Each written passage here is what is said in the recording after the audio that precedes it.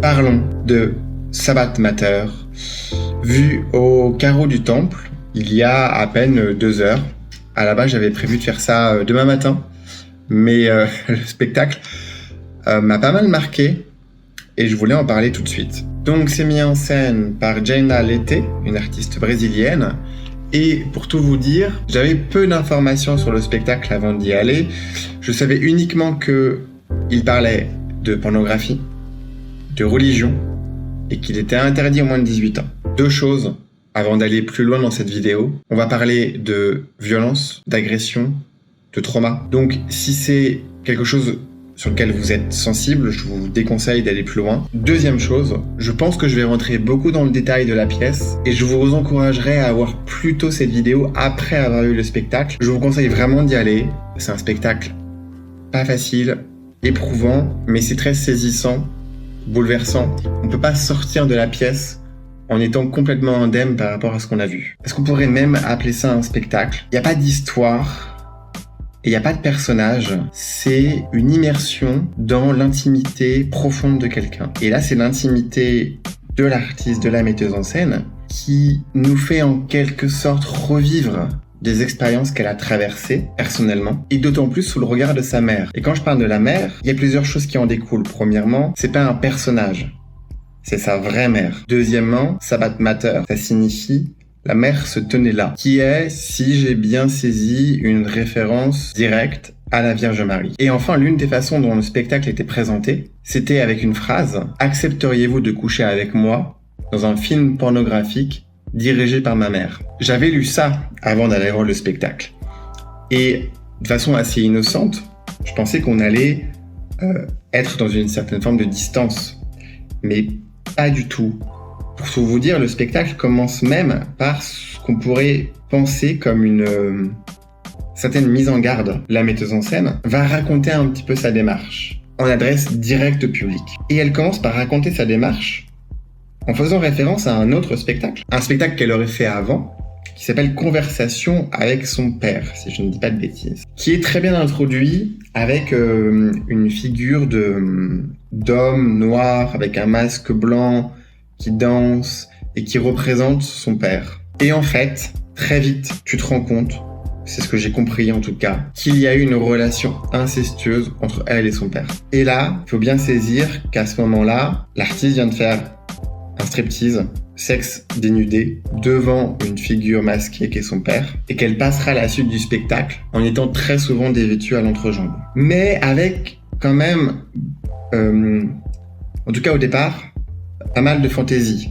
J'ai trouvé avec cette façon de gérer sa nudité au plateau.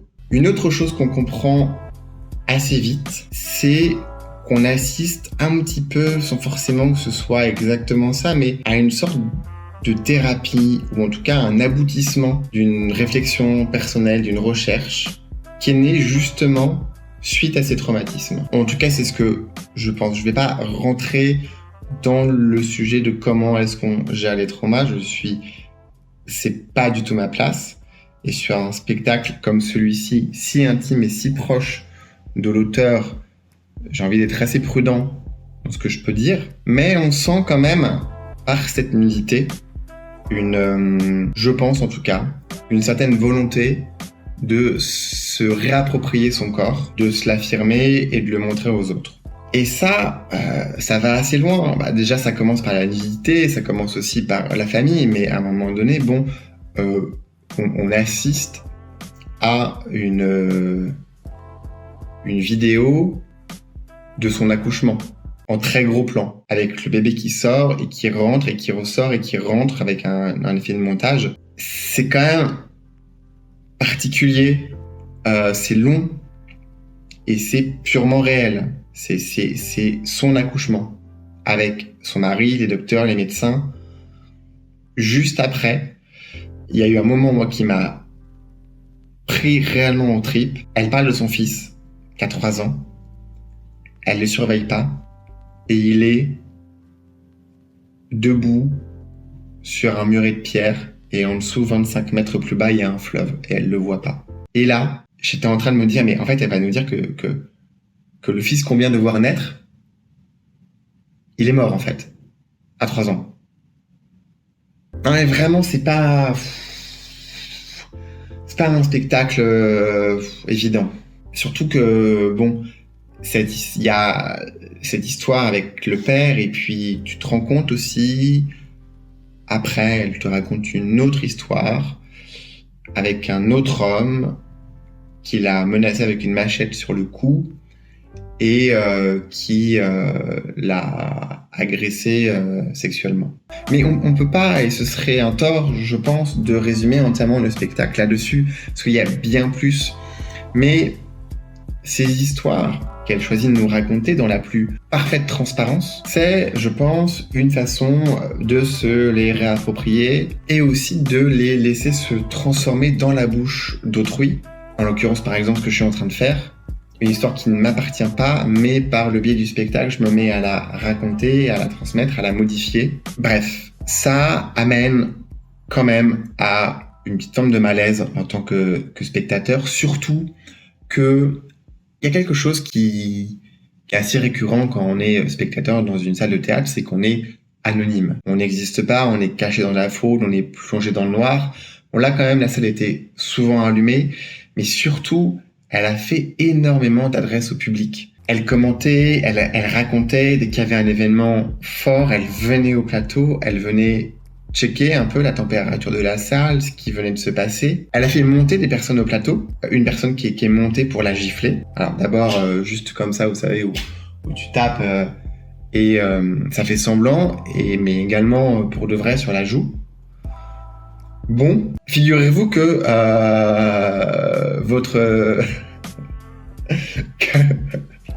je suis aussi monté au plateau. Je m'y attendais pas du tout. Elle m'a dit que je ressemblais à son père. Elle a montré une photo de son père, cheveux longs, barbu. C'était un moment où on était 3 à monter au plateau. J'ai tenu un chapeau, une bouteille de gin, un bocal de fleurs qu'elle a cassé après. Elle m'a appelé papa. Voilà. Tout ça pendant qu'elle était dénudée. En bas, tout du moins. Ce que je veux dire dans ces adresses au public, c'est qu'on n'a pas le temps de digérer ce qui se passe au plateau, que tout de suite, elle nous réattaque quelque part. Tout de suite, elle nous met directement en face de ce qu'on vient de voir. Elle nous demande de prendre position. Il y a eu des dialogues entre elle et la salle. Enfin, c'était vraiment très particulier. Après, il y a aussi tout le symbole sur la Vierge Marie. Bon, ça, je vais le laisser un peu de côté parce que je suis pas sûr d'avoir tout bien connecté à l'intérieur, etc. Mais en tout cas, le rôle de la femme est bien questionné et ça commence par quelque chose. Le spectacle d'ailleurs commence par quelque chose d'assez étonnant. Il y a toute une série de films d'horreur qui sont projetés, des extraits de films d'horreur qui sont projetés, où on raconte qu'il y a une trope, je crois, pardon, dans ces films, où à la fin il y a une seule fille qui va rester, qui généralement va lier un lien avec le monstre, qui va peut-être réussir à le battre, etc. Tandis que ses autres amis, garçons ou filles, bien souvent dressés comme étant immatures ou alors sexués, eux sont quelque part châtiés par le monstre. Bref, s'ensuit alors toute une série d'images violentes, gore, de sang, tirées d'extraits de films, où tu vois des femmes démembrées, blessées, déchiquetées. Tu vois également aussi à ce moment-là des extraits de films pornographiques, très courts, mais voilà, où tu as des femmes qui se font violemment pénétrer, etc. D'ailleurs, parlons-en de la pornographie, parce que quand même, c'est un petit peu le moment attendu, c'est-à-dire est-ce qu'il va y avoir une relation sexuelle au plateau? Ce qu'il y a en tout cas, sans vous donner la réponse, c'est une vidéo où on la voit coucher, pour de vrai, avec un acteur pornographique. En sachant qu'on a eu aussi auparavant d'autres vidéos où on la voit interviewer des acteurs pornographiques sur leur rapport à leur métier, à leur corps, aux femmes, et sur s'il serait d'accord pour tourner dans une scène dirigée par sa mère.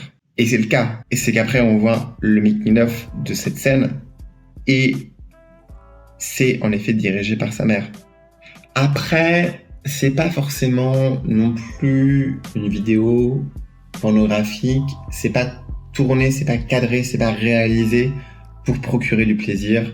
J'en dirai pas plus, mais le cadre de la scène, il y a une scénographie assez religieuse qui se dégage de cette vidéo, qui la rend absolument pas érotique. Au contraire, c'est même assez froid. Et en fait, on va dire que la vidéo en elle-même de l'acte sexuel, elle est froide, mais la vidéo où on voit sa mère qui dirige, entre guillemets, la scène, ça, au contraire, c'est plutôt chaleureux. Il y a des sourires, il y a du mouvement, la caméra est beaucoup plus fluide. Et c'est d'ailleurs un peu comme ça que se termine c'est comme ça même, en fait, que se termine le spectacle, avec cette vidéo-là et avec la photo de sa mère. Pareil, on a de nouveau un commentaire de la part de l'artiste et qui raconte sa démarche, qui raconte qu'à la base, elle devait pas finir comme ça, puis qu'en fait, elle a compris quelque chose dans le processus de création. Et ce qui redéfinit la position de la mère, la rend plus centrale, qui est un petit peu en écho avec, au cours du spectacle, des allusions à la Vierge Marie, qui a affronté le Christ, mais qui est mise de côté, où il y a à peine 3 allusions d'elle dans les évangiles, en tout cas selon le spectacle, et qui fait aussi écho au titre Sabbath Mater, la mère se tenait là. Bon voilà, je pense que pas mal de choses ont été dites. Après, peut-être que je m'emballe, hein. Peut-être qu'en fait c'est que de l'autofiction et que y a des histoires qui sont inventées. Mais tout de même, ça avait la vraie, hein. Alors là, on pourrait presque faire un peu d'analyse de spectacle, caler un petit théâtre de la cruauté d'Antonin Artaud, dire qu'on est transcendé, etc. Mais là, c'était particulier, vraiment. Mais c'était aussi vivant.